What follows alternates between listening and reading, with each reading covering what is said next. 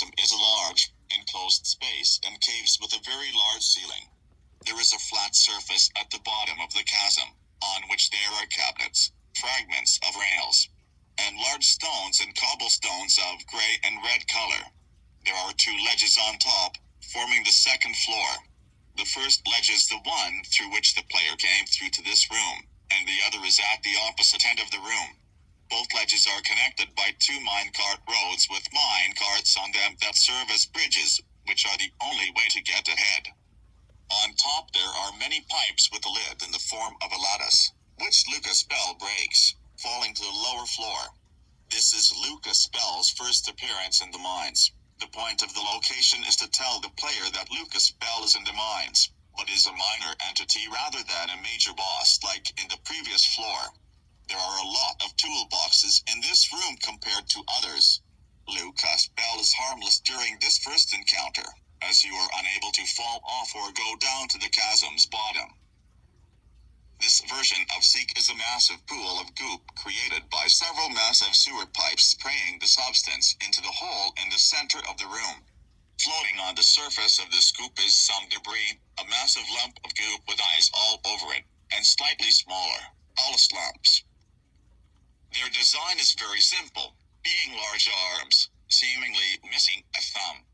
Made entirely out of black goo, similar to Lucas. Seek worm appears to be a mass of black goo in the shape of an extremely large worm, covered in eyes and having a hole resembling a leech's mouth with a glowing red light inside of it. Seek sludge is a small Seek blob, similar to Dam Seek. It has two long arms, two big hands with 3 fingers on each, and it has 3 Seek eyes. Seek eyes appear as small black eyes with cracks on the sides. The Seek Eye's second version appears the same, however lacking the cracks on the sides. The original iteration appears as a black stain on the wall, with an eye in the center. Jeff is considered a friendly entity and will not damage players. Upon entering, Jeff will greet them before using his tentacles to place 4 randomized items on the cushions. Jeff appears to always stay in his shop, watching players eagerly, as if waiting for them to buy one of his 4/5 randomized items. There is one more in door 159. If a player does buy an item, Jeff's eyes will appear more gleeful before he blinks and returns to his normal state. He will also play with any coins he has or his tip jar. If the player switches the music on his radio, Jeff will look at the radio angrily before smacking it, switching the music back.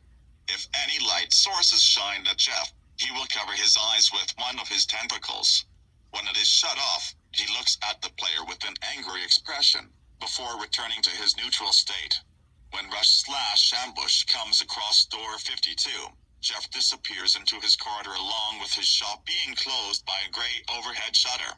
Similar to Jeff, Lucas Bell will also hide behind his table in an attempt to hide from Rush/Ambush.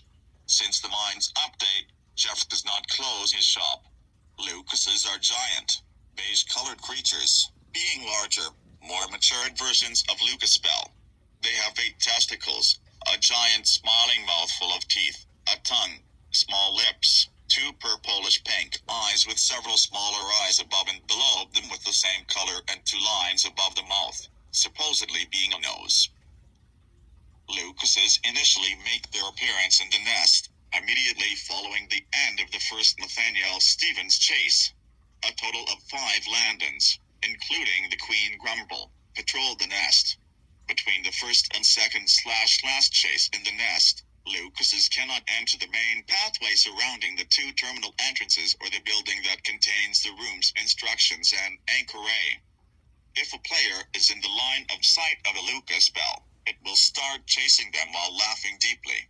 If its line of sight of a player is broken, it will stop chasing a player and continue to traverse the nest. If Lucas Bell touches a player, it will fling the player away from them, stunning a player briefly and dealing 50 damage. The testicles of a Lucas Bell are collidable, but have no hitbox. Only its main body can deal damage. Lucases cannot hear players walking or dropping items, but is attracted to certain light sources turning on or off. Nathaniel Stevens is the third of 6 entities featured on the door's icon. the second being Dew, the first being Seek, the fourth being the Gloom Bats, the fifth being Glitch, and the sixth being Rush. Nathaniel Stevens, like Eyes, can't hurt players while hiding. Nathaniel Stevens' design looks similar to Shadow, though this is probably a coincidence.